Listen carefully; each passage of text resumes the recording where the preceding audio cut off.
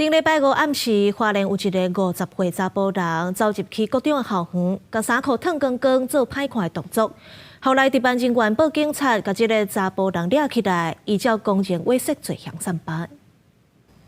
花莲市一间国中顶礼拜五下课了后，当地警员伫暗时9点45分发现电子围篱发布有可疑人士闯入校园，佮发现伊伫校内凊彩大小便，将伊赶走了后，这查甫人竟然佮倒来校园，而且将身躯的衫弄脱了。我们发现他是一个在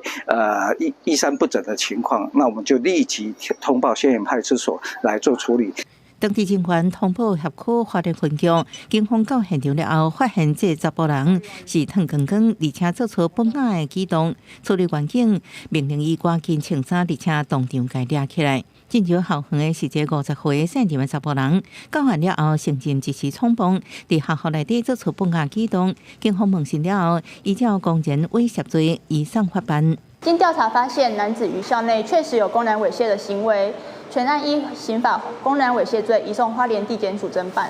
这校园用是无像有影设计，下课了后会将学校内底大楼1楼以上拢锁起来，也建立电子围篱，佮安排9名当地人员来驻守，维护校内安全。